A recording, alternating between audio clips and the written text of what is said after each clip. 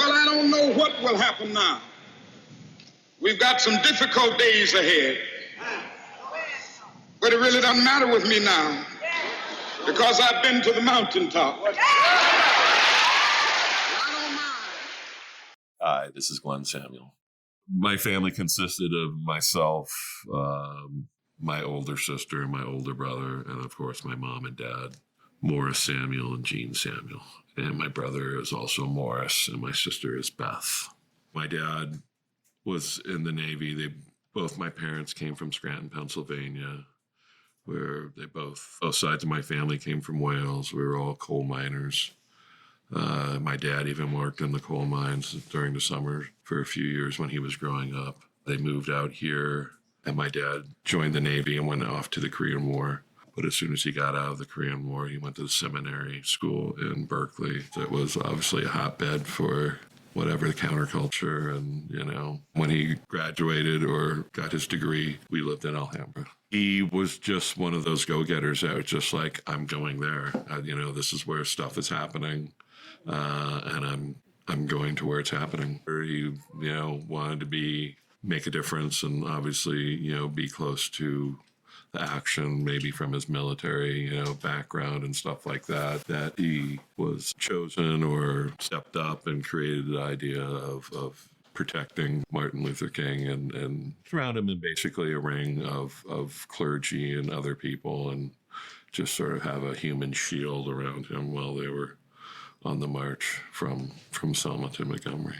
Most of it was I just knew my dad was gone. And then when he came back, he did, tell us, nothing in detail, but what he was doing and where he was at. Basically, they told us, hey, we're going to get up and move and go do some work in a different state. So it was always a temporary thing. We had our house in Alhambra, and we were moved there for 6 months block is what it was going to be. It was probably my first airplane trip. It had to be my first airplane trip. And it was actually a prop plane. And I can remember sitting in the seats and watching the propeller start on one side and looking out. We flew there and landed in Selma, or what was the Selma airport. It was obviously a few miles away from town.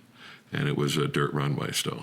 As I remember, there was a priest there or some other clergy person that did meet us there that took us to the house that we stayed at, which was in a projects on the, I like to say, the other side of the tracks in Selma, because that's one thing I do remember. There was a set of railroad tracks that you went over, and it was just like a giant hill, or mound, more like it. But it was really sort of steep to get up and over it, and you went on the other side of the tracks, and that's where the housing project was, basically. It was a bunch of cinder block, one-story houses that were set up in like a grid pattern through the neighborhood with streets running down it, and it was more of like a housing project than single-story houses in the area that we stayed in.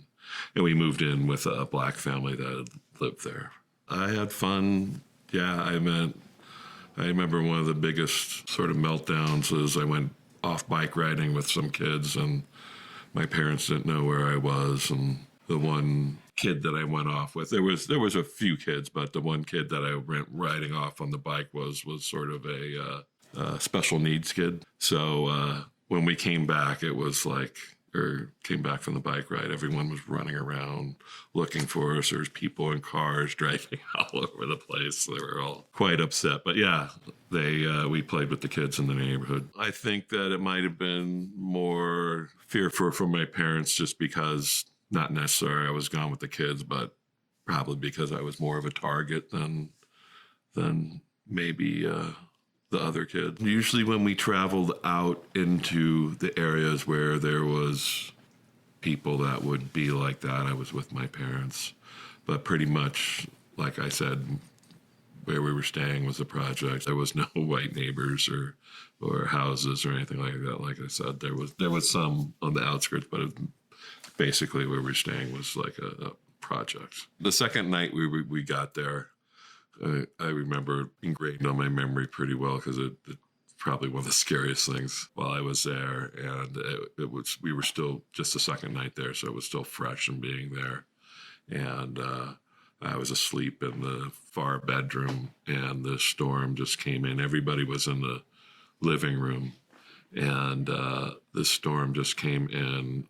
Everything was rattling and shaking. I remember running down the hallway, and then big crack of lightning or something would hit the house, and I would turn and run back to the bedroom. It was so loud and everything. It was like a million miles away from the bedroom with all the sound and lightning. And it was a 4-bedroom house where it was basically a living room and kitchen in the front and a long hallway that ran down all the bedrooms off the hallway. Yeah, day to day was basically my brother and sister went to the school for that area, which was not a public school. It was a school run by missionaries. They were obviously the only 2 white kids that were at the school. They were welcoming. They were gracious. There was no issues at all. I don't want to say that they saw us as people coming to help them. They just were just nice, genuine, regular people. Day-to-day reason was to basically get the Black population registered to vote. And the way that my father did that, being a priest, is we would go to all the little community backwood churches, because most of the churches we went to were on dirt roads, way in the boonies, and meet with the reverend or preacher there and organize the parishioners to get together and go down and get registered to vote. Obviously, we were targeting the Black community because, most of the white residents there didn't want to have anything to do with us and probably didn't exactly have the same views as us. So the danger element was, just being out there in the middle of nowhere, no one really knowing where we were. There was several times, driving down dirt roads that there would be a roadblock, basically, which would be a couple cars or pickup trucks, blocking the road. And, they would walk up on you and stick a gun barrel in every window and basically just harass you and basically, try to threaten you, intimidate you. I think that they were probably maybe, I don't want to say naive, that they didn't think any would happen to them, or they were already had thought about that and were somewhat resigned to whatever happens is going to happen. I think when you're in a situation and a time like that you're just going with your gut feeling of in your heart, obviously, of what's right, what's wrong, and trying to do the right thing. When we were in town, there was obviously, words said and attitudes and looks and stuff like that. When we went into the downtown white section of that area, I can't remember if it was, downtown Selma or, a little outskirt of it, but there was definitely a very uncomfortable feeling, which caused us, to avoid those situations unless there was a protest or something to that event, taking people down to the office to get registered or whatever. We would organize the priest or reverend to get their parishioners together to come into town to fill out the paperwork on a regular basis. I don't want to say every day. My mom said every day, but I don't remember it exactly. Particular people would drive through the projects and they would throw out firecrackers, and everyone was sort of conditioned when that happened, when they heard that, to drop to the ground. Once we were there where we were staying, there was talk about a female civil rights worker that was killed several days prior to us getting there, and they had actually discovered her just a day before we got there. And when we were driving from the airport, we drove by the crime scene. It was off the road a little bit, off on the main road from the airport. It was sort of a standard operating procedure that when you got there, that you would take the light bulb out of the interior of your car. When you're traveling around, when you're doing any car traveling at night, that you were a target for a silhouette. You'd stand out when you got out of your car, open the door. Obviously, it would light up the interior of the car and all that, and it would stay lit until you closed your car door. So one of the information that was, I should say, was given to us when we were there. The black population there it obviously was a common practice used against them. Well, it was just another day where we were headed out to hit up a couple churches and meet with the parishioners and the priest that was running it. And I think it was the second church we were at that they actually came, followed us, whatever, where they drove up and confronted us there at the church. And I believe there was 2 carloads of them. I can't remember the exact numbers of them, but there was probably, 6 or more of them. It seemed like they liked to roll with a lot of people in their cars. There was obviously some heated conversation. I guess they told my parents that they were going to take me, and I'm not exactly sure what verbiage they used, but they would decide what to do with me. And I was put in a car and driven, I can't remember, it didn't seem like a huge distance away, maybe 10 minutes or so in a car. And then they left me in a field that had maybe there was a house there, but a cabin or a small cabin, but there was a root cellar there. And the car stopped. I was told to get out with one guy, and the car took off. And I hung out there with this guy who had a shotgun, and he had me stay in the root cellar most of the day. He would let me come out every now and then and walk around. And I remember there was an old-time water well, the type you'd have to crank to bring the water up. I remember doing that every time they would let me out. I would furiously pump that and get the water coming up and walk around, and then they would tell me to get back in the root cellar and stay there. Yeah. I think they probably actually looked at us worse than black people. I think that we were even a step lower than them in their minds, but I think they still had maybe enough sense to realize that, you harm a white person, that's going to bring publicity and amplify, what's going on. I think that's part of the reason. I mean, obviously they're trying to scare and intimidate my parents and try to get us to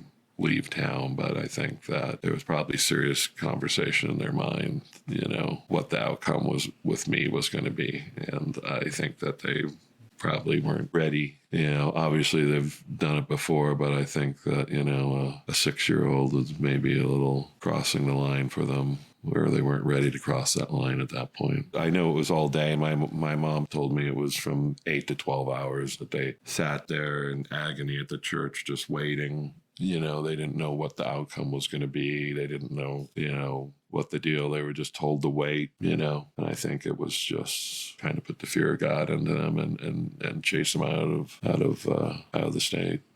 I just remember it being dark, very musky, very heavy, dirt smell, cobwebs. Pretty much the only words were said was when he would let me out of the root cellar and then tell me to get back in. It was dark. I don't really remember. They might have had a conversation before they brought me out of the root cellar, but I just remember them putting me in the car and driving me back to church and leaving me off there. They stopped and let me out. It wasn't like they was like rolling or anything like that. But as I remember, they just dropped me off and let me go. And my parents came out all freaked out and back to the projects. I don't think they had any fear of repercussions at all. I think the only fear they might have had is the publicity of it. That might have been the only thing that kept us alive.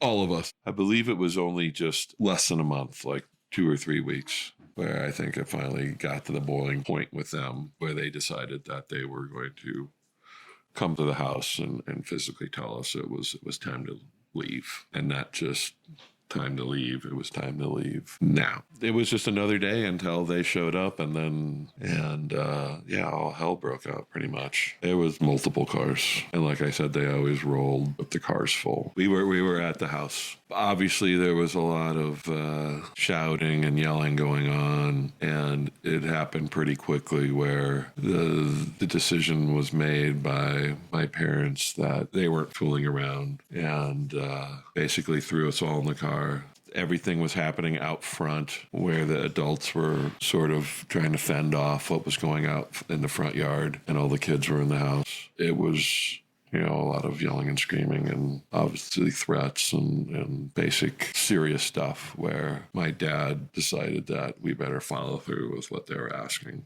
It was just, a lot of people, guns, cars everywhere. And it was just sort of, I don't think we packed or anything. I think it was one of those run to the car when your mom throws you in the back and then lays on top of you. Things had to happen at that point, and they basically chased us to the airport. I remember, being in the car, everyone piled in the back, and it was a long straight road out, just my dad driving as fast as he could, and then getting to the airport and, milling around until we could get a flight out of there. It's obviously not like a international airport there in Selma back in the 60s, and flights leaving every hour on the hour. So pretty much I think we were all mentally and physically drained. I remember getting back to our house in Alhambra and being home and our own bedrooms and all that. But that only lasted for less than a week or so. I don't know. It just seemed that there was a really good network back in the days. We were getting daily bomb threats to the point where the FBI decided to move us out of our house, and we moved out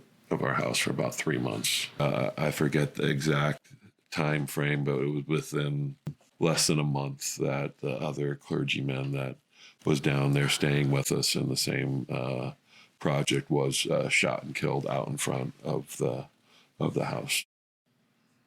Yeah, one of the biggest things is for me to return because they have turned the house or the block that we stayed in into a museum down there. So hoping to take my kids down there probably maybe next summer and revisit and see the museum and go back to the scene of the crime.